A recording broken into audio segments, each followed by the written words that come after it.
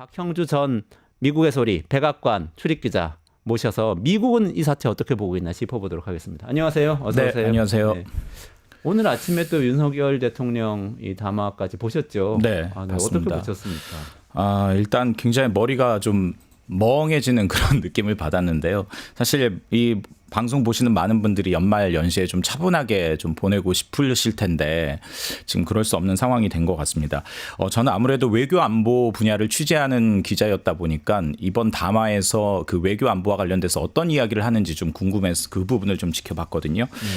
그런데 이런 표현이 나왔습니다. 그 앞서 그 이른바 야권 세력들을 지칭을 하면서 우리 안보와 경제의 기반인 한미 동맹 그리고 한미일 공조는 또다시 무너질 것이다라고 얘기를 했습니다. 그러니까 야권이 원하는 대로 전국이 진행된다면 한미 동맹과 한미일 협력이 무너질 것이다라고 이제 조금 전에서 용산에서 대국민 담화를 한 거잖아요. 그런데 제가 그 지난해 그 공교롭게도 2023년이 한미 동맹 70주년이었습니다. 그때 이제 정상회담이 열렸고 당시 윤석열 대통령과 바이든 대통령이 그 정상회담 공동 성명을 발표했거든요. 여기에서 이제 그 한미 동맹에 대해서 어떻게 표현을 하고 있는지 좀 찾아봤습니다. 이런 대목이 나오거든요. 한미 동맹이 민주주의와 자유, 법치에 근간하고 있다라고 명시를 했습니다. 그러니까 한국과 미국의 동맹을 연결해 주는 것은 자유, 민주주의, 법치다라고 이렇게 얘기를 한 거거든요. 네. 그런데 제가 나중에 이제 설명을 드리겠습니다만 지금 용산에서는 야권의 움직임들이 이런 한미 동맹을 해치고 있다라고 표현을 하지 않습니까? 네네. 그런데 미국 정부는 분명히 이것과 다른 인식을 지금 평가를 하고 있을 겁니다. 아, 그렇군요. 네. 요 담화 이전에라도 지금 이미 비상계엄 선포한 지 시일이 좀 됐으니까 네. 그 이후에 이 바이든 행정부 미국의 분위기 좀 있지 않습니까? 좀 취재해 보셨어요? 네. 그러니까 그 한마디로 일단 첫 번째 반응은 충격적이다라는 거였고요. 그리고 또 싸늘했습니다. 그리고 또 배신감인 배신감이 굉장히 느껴졌다라는 그런 분위기가 감지됐는데 그런데 더욱 흥미로운 부분은 이러한 싸늘함, 배신감, 충격 이런 것들이 수면 아래에서 나오는 이야기가 아니라 사실 기자로서 취재할 부분이 없었습니다. 왜냐하면 그 미국 행정부가 공개적으로 인사들의 공개 발언을 통해서 이런 것들을 표출하고 있거든요. 그렇기 때문에 미국 정부는 이런 지금 한국의 상황들을 그만큼 심각하게 받아들이고 있다라는 그런 방증으로 볼 수 있을 것 같습니다. 예전에 미국의 소리 기자를 미국에서 이제 워싱턴에 있는 백악관 담당하셨었잖아요. 네. 그때 미국 정부에서 이야기한 여러 가지 외교적인 언사들이 있을 거 아닙니까? 그렇죠. 그런 여러 가지 사례하고 지금 이번에 이 쿠데타 사태, 윤석열 씨의 이 내란 사태하고 때의 미국의 반응하고 비교해보면 발언 수위가 어떻습니까? 일단은 굉장히 이례적인 표현이라든가 레토릭 방식이 많거든요. 그 부분들을 조금 공식적으로 나온 논평을 보면서 제가 좀 설명을 드리고 싶은데 네네네. 이건 이제 한국 언론들이 충분히 좀 담아내지 못하는 그런 부분도 있는 것 같습니다. 다른 데 안 나온 얘기들이 많이 있는 것 같아요. 저도 자료를 봤는데. 일단 그 비상계엄 선포 직후에 백악관 첫 반응은 백악관 국가안보회의 NSC의 대변인이 그 언론의 질문에 답하는 형식으로 나왔습니다. 짧게 이제 세 문장이거든요. 어떤 표현이 나왔냐면 한국 정부와 연락을 취하고 있으며 상황을 긴밀히 주시하고 있다. 그리고 미국은 이번 계엄 선포를 사전에 통보받지 못했다. 그리고 이제 한국에서 진행되고 있는 상황을 심각하게 우려하고 있다라고 이제 얘기를 자료를 했는데 좀 보여드리면 자료를 자료 1부터 보여주시면 될 것 같습니다. 네. 그러니까 그 여기 이 담화의 핵심은 사실 사전에 통보받지 못했다 이 부분인 것 같습니다. 지금 다른 부분이 나와 있는 것 같은데 그 전에 앞에 있는 자료를 여기 보시면 사전에 통보받지 못했다라는 그 표현이 나오잖아요. 네네네. 사전에 통보받지 못했다. 저게 배신감 표현 같은 거 보이네요. 그리고 이제 그 다음에 우리는 한국에서 진행되고 있는 상황을 심각하게 우려하고 있다라고 얘기를 했잖아요. 여기서는 심각한 우려 이 부분을 좀 생각을 하면 될 것 같습니다. 그 다음 논평이 그 백악관 국가안보위 NSC 대변인이 트윗을 통해서 나왔는데 이건 시점으로 보면 국회에서 비상계엄 해제 요구 결의안이 통과된 이후거든요. NSC 대변인이면 어느 정도 지위예요? NSC 대변인이면요, 그 미국의 외교안보를 총괄하는 조직이 국가안보회의입니다. 네네네. 거기에서 이제 대변인을 맡고 있다고 보니까 그 미국 행정부의 국가안보와 관련된 입이라고 생각을 하시면 될 것 같습니다. 공식 입장이라고 봐도 되는 그렇죠. 거네요. 네. 자, 그런데 여기에서 그렇기 때문에 이제 저는 개인적으로 봤을 때 미국 정부의 특히 백악관의 입장이 좀 정리된 담화는 첫 번째 담화보다는 두 번째 담화라고 생각하거든요. 네. 그리고 그 두 번째 담화에서 조금 달라진 어조들이 있습니다. 한번 좀 전해드리고 싶은데 일단은 쭉 제가 좀 읽어보겠습니다. 한국 국회의 만장일치 거부권 표결 이후 한국 헌법 절차에 따라 철회된 윤 대통령의 계엄 선포에 대해서 심각하게 우려했다. 자, 앞서서 심각하게 우려했다라고 나왔는데 그때 심각하게 우려한 대상은 뭐였습니까? 한국에서 진행되고 있는 상황을 우려한다라고 했습니다. 근데 달라졌잖아요. 우려의 대상이. 정확해졌네. 딱 집었습니다. 윤 대통령 계엄 선포에 대해서 우려한다라고 이제 얘기를 했고요. 그리고 보면요. 그 다음에 한국 국민들이 이번 사태를 평화적, 민주적, 헌법적으로 해결할 것으로 확신한다라는 표현. 이걸 좀 주목해야 되는데 여기에서 주어가 뭡니까? 국민이네요. 한국 국민들입니다. 네네. 그러니까 평화적으로 해결해야 할 주체가 한국 정부도 아니고 그리고 중립적인 표현이라고 할 수 있는 한국도 아니고 한국 국민이라고 이렇게 명시를 했습니다. 사실 이 대목을 한국 언론에서는 많이 놓치는 것 같은데요. 그러네요. 저도 처음 들었어요. 예, 미국에서 그 국가와 그리고 그 나라의 그 국민들을 좀 나눠서 성명에 담는 경우가 종종 있거든요. 그런데 그게 대부분이 북한이나 중국, 이란, 미국과 적대적인 국가 그 정부의 어떤 정책이나 행위를 비판할 때 국민과 정부를 나눠서 성명을 발표하곤 합니다. 물론 이제 한국과 관련된 성명에서 한국 국민이 등장하는 경우도 있거든요. 그럴 때는 언제냐면요. 추석이나 한국의 명절, 한국 국민들에게 축하를 전한다. 그런데 여기에서는 한국 정부의 어떤 행동에 대해서 비판하면서 한국 국민을 따로 떼서 얘기를 했고요. 그리고 이번 사태를 평화적으로 해결할 그리고 합법적으로 민주적으로 해결할 주체를 한국 국민이라고 명시를 했습니다. 이 부분은 지금 한국 언론에서 일부에서 뭐 바이든 정부가 윤석열을 패싱했다라고 표현을 하던데 저는 그 인식과 뭐 크게 미국 정부의 인식도 크게 다르지 않을 거라고 생각합니다. 그러니까 예를 들어서 적대국의 정부를 인정하지 않을 때 예를 들면 북한 정부나 이란 정부를 인정하지 않을 때 미국이 쓰는 표현이 북한 국민이나 이란 국민이 이 문제를 잘 해결해 갈 거라고 믿는다. 이런 표현이란 말이죠. 그걸 우리한테 썼다는 거죠. 인정하지 않을 때라고 할 수도 있습니다만 좀 더 정확하게 설명한다면 그 정부의 어떤 특정 행위에 대해서 비판하고자 할 때 그걸 분리해서 이 정부와 우리는 국민을 다르게 보고 있다라는 그런 맥락이 좀 감춰져 있다고 저는 생각합니다. 그럼 정부와 국민이 충돌하고 있는데 우린 국민 편이다. 이런 뉘앙스를 풍겨볼 수도 있는 거예요. 그런 해석도 무리가 아니라고 생각합니다. 그렇군요. 국무부 부장관은 공개적으로 윤석열 대통령이 엄청나게 오판했다. 이런 얘기했다는 보도가 나왔어요. 저는 이 보도를 보고 정말 일단 먼저 이 발언을 한 사람이 지금 나온 것처럼 커트 캠벨 미국 국무부 부장관이거든요. 이 커트 캠벨 부장관의 전 직책이 백악관 인도태평양 조정관이었습니다. 미국 언론은 아시아 차르라고 부르거든요. 그 말이 무슨 말이냐면 한국을 비롯해서 아시아와 관련된 정책을 결정하는 키맨이라고 할 수 있습니다. 이 사람은 저기 오바마 정부 때도 국무부 동아태 차관보를 했거든요. 한국의 정치에 대해서 너무나 잘 알고 있는 외교관이고 그 이전에는 학자였습니다. 그렇기 때문에 굉장히 정제된 발언을 하고 외교적인 수사를 하거든요. 그런데 영상을 준비했는데 한번 그 영상을 먼저 좀 듣고 이 얘기를 좀 나눴으면 좋겠습니다. Transpired over the last 24 hours in South Korea in the ROK was completely deeply unpredictable and unlikely. And I think President Yoon badly misjudged. 크게 오판하고 있다. 정확하게 이렇게 말했네. badly misjudged. badly misjudged. 이 발언이 나온 게 그 미국의 굉장히 유명한 아스펜 안보 포럼이라고 있습니다. 여기에서 이제 그 부장관이 발언을 하고 미국의 NBC 앵커와 이제 대담을 하는 그런 과정에서 나왔는데 지금 미국의 외교 안보 현안 굉장히 많이 있잖아요. 우크라이나 사태도 있고. 그런데 첫 번째 질문으로 이 탄핵 사태 이게 계엄령 사태 질문이 나왔고요. 거기에서 마치 준비했다는 듯이 커트 캠벨 국무부 부장관은 badly misjudged라고 꼭 집어서 얘기했습니다. 그리고 그 다음에 나오는 이야기들도 단어들이 있는데 매우 문제가 있었다. 그리고 위법적이다. illegitimately. 그러니까 illegitimacy라는 표현이 한국 언론에서는 위법적이다라고 이제 많이 해석을 했던데 그런 뜻도 있습니다만 우리가 왜 어떤 정부나 정권에 대해서 정당성이 있다라고 할 때 legitimacy라는 표현을 하잖아요. 선거로 선출된 그렇죠. 정부는 뭐 legitimacy가 있다. 뭐 네, 그런데 얘기했죠. 이번에 이 계엄령 선포는 illegitimacy라고 표현을 했잖아요. 정당하지 않다, 정당성이 없다라고 이제 딱 꼬집어서 이야기를 한 겁니다. 민주적 정당성이 없다는 그렇죠. 뜻이겠죠. 네. 그리고 이제 5일에 한국 조태우 외교장관하고 토니 블링컨 국무장관하고 전화 통화를 했더라고요. 그리고 나서 외교부랑 국무부가 각자 입장을 발표를 했습니다. 그 보도 자료도 한번 제가 준비를 했는데. 일단 이제 한국과 미국이 어떤 그 정상 간에 혹은 국무장관 간의 통화나 정상회담을 하고 각자 성명을 내지 않습니까? 근데 그 성명의 톤 앤 매너가 거의 일치합니다. 그런데 이제 가끔씩 조금 다른 경우가 있거든요.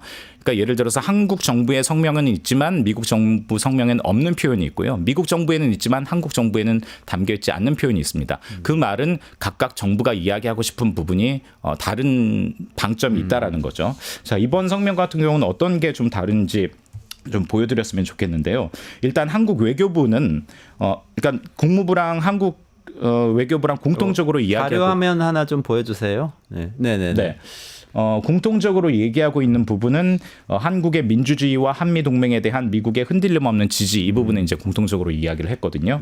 그런데 이제 한국 외교부 성명에는 뭐가 나오냐면 양 장관은 앞으로도 한미 간 각급에서 긴급한 소통을 이어가기로 했다. 그러니까 정부 간에 각급에서 긴밀한 소통을 하겠다. 라는 표현이 있는데요. 미국 정부 성명에는 이 정부 간의 긴밀한 소통을 하겠다라는 표현이 없어요. 예. 그러니까 사실 그 한미 간의 긴밀한 소통을 하겠다라는 것은 미국 정부의 그 통상적인 성명에는 단골 문구거든요. 그런데 한국 정부는 긴급하게 앞으로 긴밀하게 소통하겠다라고 했지만 미국 정부는 굳이 이걸 표현을 하지 않았습니다.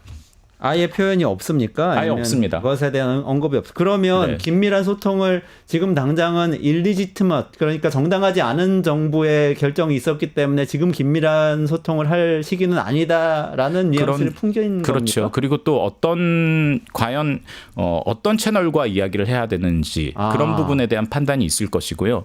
그리고 얼마나 의미 있는 소통을 할 수 있을 것이냐라는 것에 대한 의구심도 녹아 있다고 저는 생각을 합니다. 대통령이 예를 들면 현직 대통령이 반헌법적인 계엄령을 선포해서 탄핵 대상이 되거나 또는 뭐 하야를 앞두고 있거나 또는 뭐 재판이나 수사를 앞두고 있을 때 그 사람하고 과연 우리가 외교적인 행위를 해야 될지 대화를 해야 될지 의문이다 이런 뜻을 담고 있다는 거죠. 저는 그런 해석도 충분히 가능하다고 그럼 아주 잠시 동안 한미 동맹이 깨진 거 아닙니까? 정지됐거나. 한미 동맹이 굉장한 시험대에 지금 놓여 있는 것만은 사실이죠. 윤석열 씨의 그 비상계엄, 갑작스러운 비상계엄 선포 때문에 한미동맹이 대통령 오늘 담화에서는 한미동맹이 야당 때문에 위협을 받는다고 했습니다만 사실은 지금 박형주 기자님 말씀하시는 건 대통령의 비상계엄과 그 내란 혐의가 있는 그 행위 때문에 한미동맹이 일시 정지됐던 상황이었다. 이런 말씀을 해주고 계신 거예요. 정말 의미 있는 말씀이신데 조금만 더 살펴보겠습니다. 그리고 이제 저는 또 이제 흥미롭게 봤던 대목이 한국 외교부 성명에 보면 마지막 부분에 이런 표현이 나오거든요. 양측은 한국의 민주주의와 굳건한 한미 동맹, 미국의 철통 같은 그 방위 공약이 흔들림 없이 유지되어 나가야 한다는데 견해를 같이 했고 이를 위해서 긴밀히 협력해 나가기로 했다라고 이제 한국 외교부는 성명을 마무리를 했습니다. 그런데 미국 국무부 성명은 어떻게 마무리를 했냐면요. 블링컨 장관은 미국의 동맹에 대한 의지가 철통 같음을 재확인했고 이 부분은 한국 외교부 성명에도 나와 있는 부분입니다. 하지만 그 다음 부분들을 좀 보셨으면 좋겠는데 미국인이 한국 국민과 어깨를 나란히 한다는 점 또 동맹에 대한 어떠한 도발이나 위협에도 계속 그렇게 할 것이라는 점을 재확인했다. 여기서 또 한국 국민이 또 다시 등장을 했습니다. 정부가 없고 국민이 나왔네요. 미국 국민과 한국 국민이 어깨를 나란히 할 것이다. 라는 그런 표현을 했고요. 그 다음 부분도 저는 상당히 좀 흥미롭게 봤거든요. 동맹에 대한 그 어떤 도발이나 위협에도 계속할 함께할 것임을 재확인한다. 그런데 앞서서도 제가 얘기를 했습니다만 한미 동맹의 위협이 민주주의와 자유 그리고 법치의 근간을 흔드는 것을 한미 동맹에 대한 위협으로 미국은 인식을 하고 있습니다.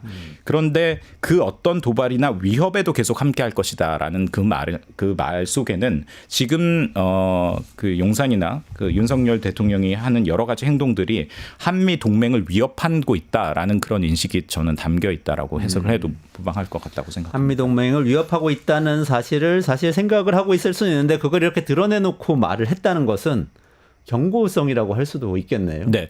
지금 앵커께서 얘기를 하셨습니다만 제가 이 사태 이후에 워싱턴의 그 취재원들하고 통화를 많이 해봤거든요. 네. 전직 국방부 관리들이나 전직 외교관하고 많이 통화를 했는데 공통적으로 했던 이야기가 지금 공개적인 그 미국 정부의 공개적인 발언이 이 정도라면 분명히 미국 정부는 각 채널에서 비공개적으로 지금 한국 정부에 대해서 아주 강도 높은 메시지를 지금 보내고 있을 것이다라고 얘기를 했는데요. 그 강도 높은 메시지가 사실 어느 정도의 수위일지 그리고 어떤 구체적인 요구나 이런 것들이 담겨 있을지 그런 부분들은 사실 이런 부분들이 중요한데 그건 참 취재가 되기 어려운 영역이기 때문에 네, 우려할 수밖에 없을 것 같습니다. 어쨌든 강도 높은 압박이 들어왔을 것으로 예상이 되네요. 비상계엄 선포 이후에 어쨌든 또 탄핵이 이 국회에서 이 투표가 불성립되고 불발되는 그 상황이 있었고 네. 그 기간 동안에 계속 있었을 텐데 오늘 또 근데 본인의 비상계엄 선포의 정당성을 강변하는 담화를 또 이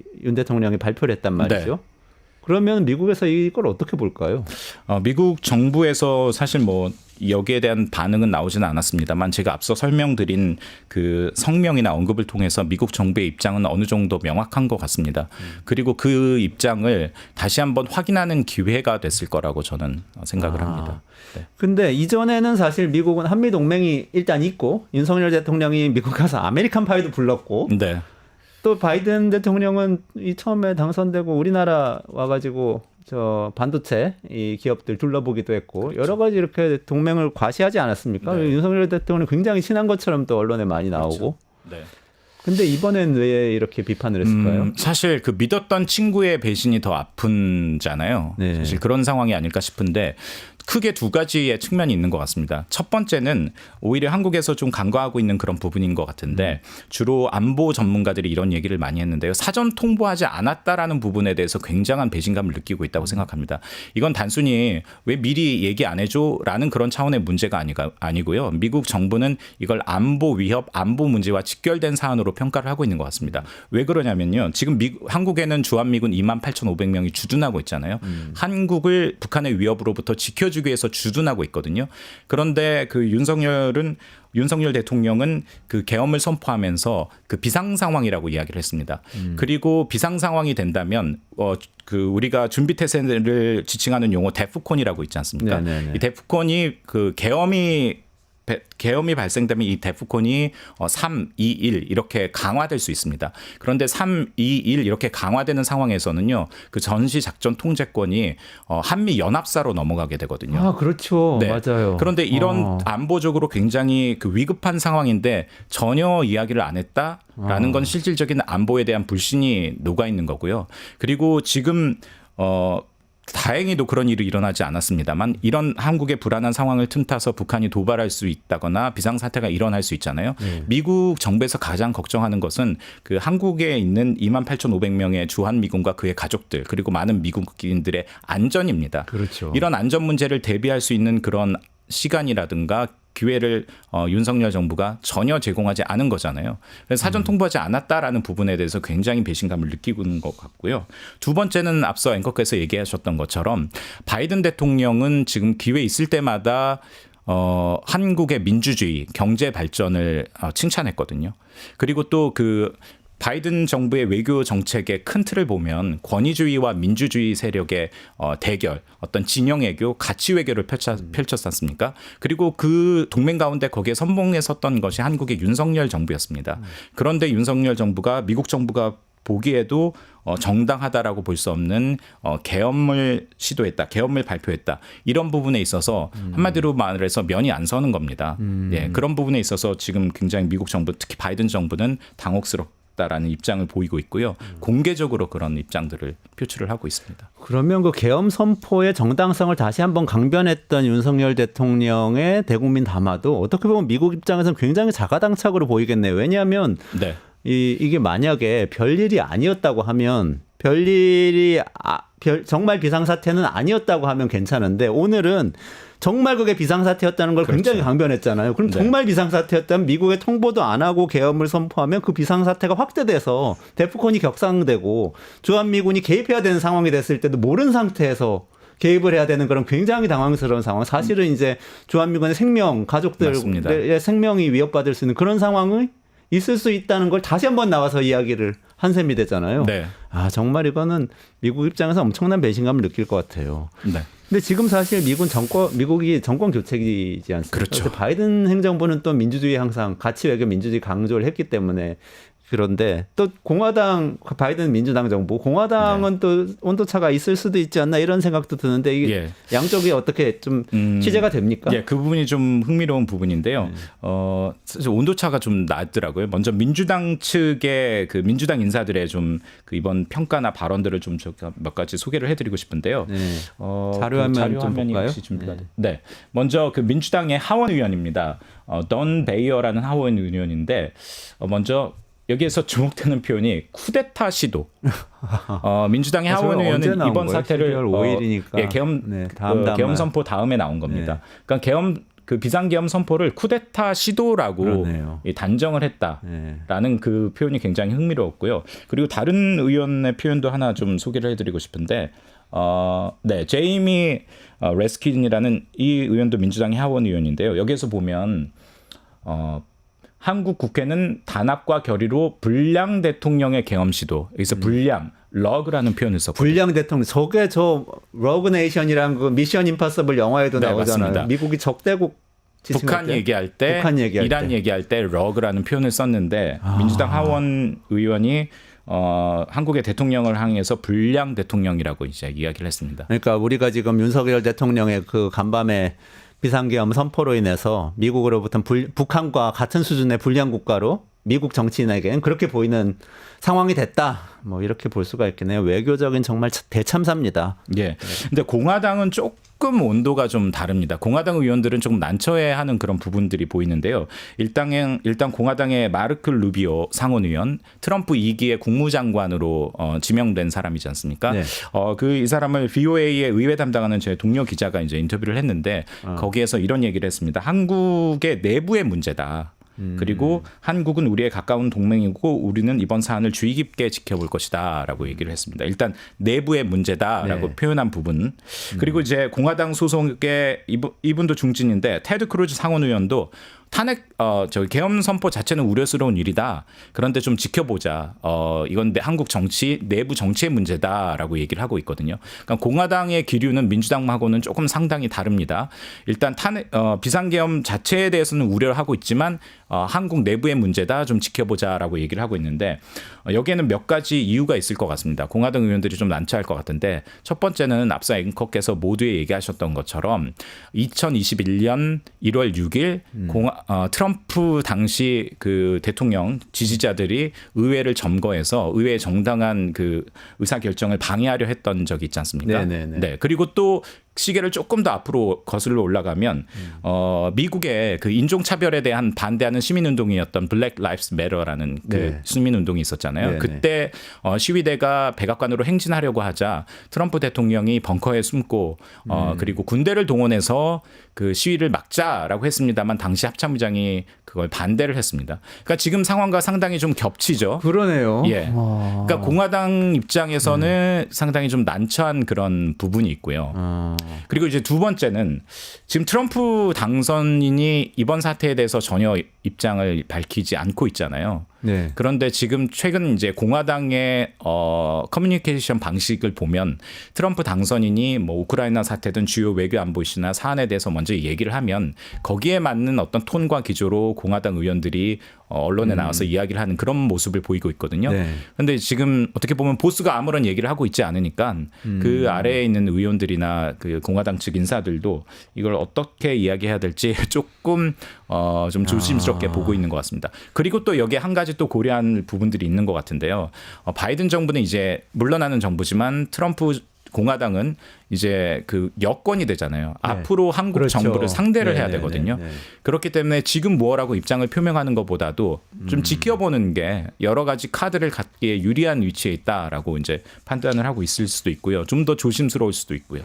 지금 트럼프가 선거 때 했던 이야기들 종합해서 예측을 해보자면 불개입주의를 굉장히 강하게 계속 주장할 가능성이 높잖아요. 그러면 이제 루비오 같은 경우는 본인이 국무장관이 되면 개입 불개입을 본인이 집행을 해야 되는 위치에 있지 않습니까? 그러니까 지금 사실은 원칙만 얘기하고 어떤 나중에 행동을 해야 되는 빌미가 될 얘기는 좀 아껴놓는 이런 상황인 맞습니다. 거 아닐까요? 예, 그렇죠. 왜냐하면 말씀하신 것처럼 실질적으로 어떤 정부일지는 모르지만 한국 정부를 상대해야 하거든요. 그리고 외교 안보라든가 무역과 관련된 여러 가지 협상을 해야 되는데 지금 어떤 포지셔닝을 정해놓으면 그 협상 테이블에서 그리고 또 레토릭 차원에서도 미리 그런 것들을 써버리는 셈이 되는 거잖아요. 그렇죠. 그러니까 좀 아껴놓는 그런 관망하는 예. 그런 여러 가지 분위기입니다. 가능성이 있겠네요. 예를 들면 이런 생각도 할 수 있고요. 혹시 윤석열 씨의 이 내란이 성공할 수도 있잖아요. 예를 들면 뭐 지난주 같은 경우에도 국회에서 계엄 해제를 성공적으로 막아내고 그냥 계속 가면 결국에는 자기 트럼프 정부가 집권했을 때 루비오 장관이 한국과 외교를 해야 되는데 미리 이렇게 너무 강경한 발언을 해놨 적국으로 적대국처럼 규정을 해놓으면 그때 가서 지금 북한하고 똑같이 대우할 거냐 이런 골치 아픈 문제가 또 생길 수도 있다는 생각도 들고요. 이래저래 이번 사태가 정말 한미 동맹에 굉장한 어떤 시험을 주는 거 도전을 주는 것만은 분명한 것 같습니다. 트럼프 대통령은 무슨 생각을 하고 있는지 궁금하기도 한데 트럼프 당선자가 글쎄요. 어떤 생각을 할까요? 본인 일하고 비슷해서 옹호를 하고 나설까? 그러지는 않을 것 같기도 하고 여러 가지 생각이 듭니다. 트럼프 대통령이 당선인이 가장 즐겨 하는 얘기가 지켜보자거든요. 지켜보자. 네, 뭐 북한 문제도 지켜보자. 뭐 지켜보자라는 얘기를 많이 하잖아요. 지금 지켜보고 있을 것 같습니다. 그러니까 하여간 이분은 거래에서 이익이 되면 뭐든지 할 수 있는 분인 것 같아서 트럼프 당선인 같은 경우에는 이걸 카드로 어떻게 보면 나중에 어떤 상황에 대해서 우리나라 상황이 정리된 다음에 다시 한미 간에 어떤 새로운 이 여러 가지 협상을 해야 되잖아요. 한미 FTA도 재협상 하자고 그렇고 뭐 주한미군 주둔 비용도 있고 그런 거 협상할 때 카드로 내밀지 않을까? 전 그게 사실 제일 두려워요. 그게 사실 실체적인 그런 이슈가 될 수도 있습니다. 왜냐하면 제가 지난번에 이 시간에 나와서 이야기했던 것도 트럼프 대통령은 분명히 방위비 분담금 인상을 요구하면서 주한미군 철수 카드까지 흔들 수도 있다라고 얘기를 하지 않았습니까? 그렇다면 한국 정부 입장에서는 그 카드를 받아서 그래 좋다. 그러면 우리도 북한에 대한 억지력을 강화하자. 예를 들면 전술핵을 재배치한다던가 일각에서 얘기하는 것처럼 자체 핵무장 카드도 쓸 수 있거든요. 그런데 이 전술핵 재배치, 자체 핵무장 카드 미국 입장에서는 이걸 논의하려면 동맹 간의 확신, 신뢰가 분명히 서야지만 논의할 수 있는 부분입니다. 왜냐하면 굉장히 과거에는 한국에 총만 있었다면 이제는 탱크도 주겠다라는 그런 이야기잖아요. 그렇죠. 그러려면 신뢰가 바탕이 돼야 되는데 미국 측에서는 계엄령 선포하는데 우리에게 아무런 통보 안 했잖아. 어떻게 우리가 동맹에 대한 한국 정부의 신뢰를 믿을 수 있지? 라고 틀림없이 물음표 던질 수 있거든요. 그러니까 우리 정부 입장에서는 다음에 어떤 정부가 들어설지 모릅니다만 협상 테이블에 들어갔을 때 굉장히 좀 그 많은 카드를 쓰지 못하는 그런 상황이 될 수도 있다고 생각합니다. 저는 이게 제일 두려워요. 어느 날 밤에 갑자기 트럼프 당선인이 트위터에 X에 이런 거 올리는 거예요. 우리 언제 비상계엄 선포할지 모르는 나라에서 우리 군인들을 주둔하게 둘 수는 없습니다. 이렇게 딱 올려버릴 수도 있잖아요. 그래놓고 협상을 할 수도 있고요. 네, 그런 명분은 틀림없이 현 정부가 제공한 거죠. 정말 많은 것들을 무너뜨린 것 같습니다. 미국의 소리 출신이시니까 여기 지금 서울지국장, 미국의 소리 서울지국장이 지금 뭐 현직은 아니시지만 박형주 기자님은 서울지국장이 소셜미디어에 좀 지금 이른바 이제 뭐 오래 지난 일인 것 같긴 합니다만 한동훈 이 국민의힘 당대표하고 한덕수 국무총리가 같이 공동으로 책임총리제로 국정 운영하겠다고 발표했던 적이 이제 지난 주말인데 거기에 대해서 비판하는 글을 올린 일이 있는데 이건 네네. 어떻게 보셨어요? 그러니까 그 글을 좀 잠깐 표현 지금 화면에 나오고 있는데 2명의 선출되지 않은 공직자는 자신들이 정부를 운영하려는 내용의 초법적으로 보이는 조치를 설명하고 있다. 엑스트라 리걸이라는 조치 이렇게 표현을 했고요. 그리고 또 이제 이런 이야기도 했더라고요. 이에 앞서서 한국 대통령실에 과연 한국 국군은 한국 정부는 누가 통치를 하고 있느냐라는 그런 공개질을 했다라고 이제 이야기를 했는데 일부 한국 언론에서는 그 미국의 소리가 미국 연방 정부 산하기 때문에 이 미국 정부의 어떤 입장이나 의중이 반영된 것 아니냐라고 이제 그 해석을 하는 데도 있는데요. 저는 이제 개인적으로 이렇게 봅니다. 사실 그 VOA가 미국 연방 정부 산하이긴 합니다만 기자들의 개개인의 어떤 취재와 편집권은 독립적인 그 영역이거든요. 미국 정부가 미국 VOA가 전하는 보도가 미국 정부의 입장을 반영한다고 볼 수는 없을 것 같고요. 그렇게 해석하는 것보다는 서방의 언론인이 보기에도 지금 상황이 굉장히 초법적인 상황이라는 거죠. 그런 인식을 취재 활동을 통해서 드러내는 것으로 보는 게 더 적합한 그런 해석인 것 같고요. 이거는 이것과 같습니다. 그 워싱턴 포스트 국무부 출입 기자가 토니 블링컨 국무장관에게 이런 질문을 했었거든요. 한국 언론에 잘 소개되지 않았던데 올 봄에 그 한국 정부가 그 민주주의 정상회의라는 걸 개최하지 않았습니까? 네. 그럼 바이든 정부가 굉장히 공들여서 추구했던 겁니다. 근데 질문이 뭐였냐면 돌이켜 보면 한국 정부에게 민주주의 정상회의 개최하라고 했던 거 바이든 정부 실수 아니냐? 잘못한 것 아니냐라는 그런 질문을 했어요. 정말 그러니까 당황스럽긴 하겠네요. 네, 미국의 기자, 서방의 기자의 시각에 보더라도 이번 지금 현재 한국에서 일어나는 그런 여러 가지 상황들은 참 이해할 수 없다. 예, 여기 그 BOA 서울지국장 표현대로 하자면 엑스트라 리걸해 보인다라는 그런 인식인 것 같습니다. 미국의 소리는 국영방송사이죠. 미국의. 예, 그러니까 국영방송사 기자이지만 어쨌든 독립적으로 목소리를 내는 것이지만 미국의 시각을 상당 부분 반영하고 있다고 볼 수는 있겠죠. 미국 정부의 시각이라기보다는요. 미국 전체적인 어떤 미국을 구성하는 데는 여러 그 기관들이 있지 않습니까? 네네. 그러니까 미국의 어떤 여론을 여론의 관심사를 기자라는 것이 취재를 하기 때문에 이걸 꼭 미국의 정부의 소리다라고 생각하기보다는 미국의 여론의 궁금증이다라고 좀 보시는 게 더 정확할 것 같습니다.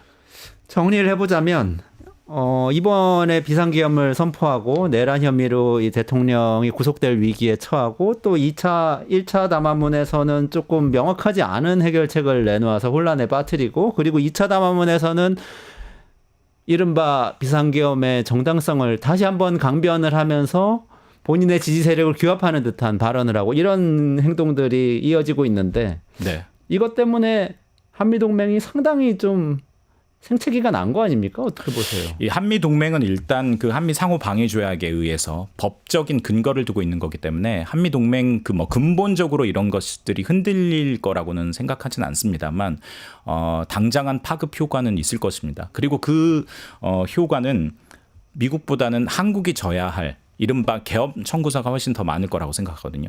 당장 우리가 트럼프 2기를 상대해야 되잖아요. 그런데 트럼프 대통령의 외교안보 통치 스타일은 뭐냐면 톱다운입니다. 그러니까 그 나라의 지도자와 직거래하겠다라는 건데요. 앞서 그 BOA 서울지국장 기자의 질문이 핵심이라고 생각하는데 누구와 이야기해야 되느냐. 네. 예, 트럼프 대통령도 나는 한국의 누구와 지금 이야기를 해야 되지라는 부분에 대해서 분명히 멈출 수 있을 것이고요. 그만큼 미국 정부가 차기 정부가 여러 가지 정책을 조율하는 데 있어서 결정하는 데 있어서 우리 한국 정부의 목소리가 반영되기는 점점 더 어려워지고 있다라고 이제 봐야 할 것 같습니다. 그렇군요. 핵협의 그룹 회의 NCG라고 그러죠. 뉴클리어 컨설테이티브 그룹 회의 같은 네. 경우도 뭐 연기되기도 하고 그렇죠. 이런 것들도 다 영향을 주고 있는 거죠. 바로 뭐 이게 아주 즉각적인 영향이라고 볼 수 있죠. 원래 지난주에 이제 한미 핵협의 그룹 NCG 회의가 열린 거거든요. 사실 이거는 윤석열 정부가 한미 동맹에서 큰 성과라고 지금 그렇죠. 칭하고 있는 거잖아요. 근데 그거를 이제 미국이 취소를 했고 그리고 핵협의 그룹 도상 연습도 원래 잡혀 있었는데 이것도 연기를 했습니다. 핵협의 그룹이 어떤 의미를 띠고 있는 거죠? 핵협의 그룹이 지난 2023년부터 그랬고 지금 2024년에도 그랬습니다만 한국 정부에서 가장 외교안보 그리고 한미 동맹과 관련돼서 가장 중요하게 생각했던 것이 대북 억지력이었습니다. 그래서 2024년 초반에는 2023년이군요. 초반에는 그 윤석열 대통령이 당시 대통령이 국방부 업무보고 때 북한이 저렇게 핵무력이 고도화되고 있는데 한국에 핵무장할 역량이 되지만 이러면서 처음으로 한국의 자체 핵무장에 대해서 이야기를 하지 않았습니까? 그리고 나서 정상회담을 했고요. 그리고 나서 도출된 게 워싱턴 선언이었습니다. 그 워싱턴 선언의 골자는 뭐냐면 그래 한국은 자체 핵무장은 하지 마. NPT 준수해줘. 대신에 우리가 확장 억제 해구산을 좀 더 가시화할게. 그리고 그런 걸 가시화하는 데 있어서 한국의 목소리를 좀 더 반영해 줄게라는 그 약속이 워싱턴 선언이거든요. 그 워싱턴 선언을 집행하는 그 협의체라고 보면 됩니다. 그런데 그러니까 지금 요 NCG가 지금 세 차례 열렸고 이제 네 차례 이제 회의를 해야 되는데 이제 그걸 미국 국방부가 연기하자라고 이야기를 한 거죠. 그러니까 윤석열 씨의 비상계엄 사태가 어떤 여파를 끼치고 있는지 정말 상징적으로 보여주는 사건 같아요. 이거는 보수고 진보고 이런 게 있는 게 아니에요. 보수적인 분들 핵무장 주장하는 분들 많잖아요. 근데 핵무장 하자고 하니까 미국에서 그것까지는 좀 어려울 것 같고 그래도 우리 핵무기를 통해서 너희들을 방어하는 방법을 좀 협의를 시작을 해볼게 라고 그렇죠. 열린 테이블이 NCG인 거잖아요. 근데 그게 지금 비상계엄 사태, 이 쿠데타 사태, 내란 혐의자 윤석열 씨의 이 난동 때문에 멈췄다는 거 아닙니까? 그러니까 한미동맹과 국방이 지금 위협받고 있는 거 거꾸로입니다. 오늘 담화문에서 이야기한 것과는 완전히 정반대로 본인이 지금 이걸 깨트리고 있다는 그런 생각이 드네요. 미국 전직 그 당국자가 이런 얘기를 했는데요. 이런 일정이 취소되는 데는 두 가지 의미가 있을 것이다. 첫 번째로는 사실 실질적으로 기능하지 않을 거라고 이제 미국 정부가 판단했기 때문에 연기했다라는 게 있고 두 번째는 징벌적인 측면도 있을 것이다. 퍼니시먼트. 징벌적으로요. 네. 이런 짓까지 하면 우리가 너희들이 한테 핵 우산을 더 제공하는 거는 더 위험해진다지 않겠니? 이런 생각을 한다는 건가요? 그렇죠. 그러니까 우리가 미국의 속국은 아니기 때문에 모든 의사 결정에 있어서 미국의 승인을 받아야 하는 건 아니잖아요. 그렇지만 앞서서 얘기했던 것처럼 한미 동맹 간의 상호 신뢰와 약속에 따라 서로 지켜야 될 의무가 있는데 그런 것들을 지켜야지 않은 것에 대한 미국의 바이든 행정부의 퍼니시먼트일 것이다라는 그런 의미입니다. 그렇군요. 자, 그럼 마지막으로 이거는 또 여쭤볼게요. 이 트럼프 2기 행정부가 이제 얼마 남았어요? 우리 정신없이 이렇게 지내는 와중에 한 달 남짓 남았네요. 1월 20일에 출범하니까 이제 좀 짚어봐야 될 일이 있을까요? 이런 우리 혼란스러운 상황에서 2기 행정부 출범하면 바로 우리나라에 굉장히 영향을 줄 수가 있는데 어떤 부분 핵심적으로 짚어봐야 될까요? 사실 새 정부가 출범하면 가장 필요한 게 그 정부 간의 소통 채널을 확립하는 거거든요. 물론 한미동맹이 있기 때문에 상시적인 소통 채널이 있습니다만 사람과 사람 간에 쉽게 말해서 상견례도 하고 그래야 되거든요. 그래야지만 어떤 의미 있는 대화들이 오갈 수 있는데 지금 분명히 이제 미국 1월 20일에 트럼프 행정부가 출범하면 한국 정부에서 특사단도 보내고 협의체 대표단도 보내겠습니다만 지난 그 박근혜 탄핵 정국 때 그때도 이제 한국 측에서 대표단을 보냈습니다만 트럼프 당시 인수위에서 의미 있는 대화를 하지 않았거든요. 그런 일이 또다시 이제 반복된다라는 거죠. 그렇기 때문에 저는 어떤 주체가 되어야 할지는 모르겠습니다만 초당적으로 그 트럼프 2기를 맞이할 수 있는 그 외교 안보 라인 트럼프 2기를 우리가 상대할 수 있는 그 외교 안보 라인의 어떤 일종의 어떤 섀도우 캐비넷 이런 부분들을 구성을 해서 준비를 해야 하지 않을까라는 그런 생각이 듭니다. 알겠습니다. 이제 박형주 전 미국의 소리 기자님하고 백악관 출입 기자 지내셨는데 미국이 지금의 우리 비상계엄 사태, 이 내란 혐의자가 현직 대통령을 여전히 하고 있는 사태 어떻게 보고 있는지 살펴봤습니다. 한미동맹에 굉장한 금이 가고 있다 이런 걱정을 전해주셨고요. 유튜브 구독하고 실시간 채팅과 댓글을 남기시면 매일매일 실천 TTCO를 드립니다. 참여 방법은 통통물 어플을 다운로드하고 회원가입과 로그인을 해주세요. 마이페이지에서 나의 회원 고유 번호를 복사해주세요. 유튜브 구독 후 실시간 채팅이나 댓글창에 고유 번호를 한 번만 입력하면 준비 끝! 지금 유튜브 채팅과 댓글 쓰기 참여하고 실천 TTCO 받아가세요.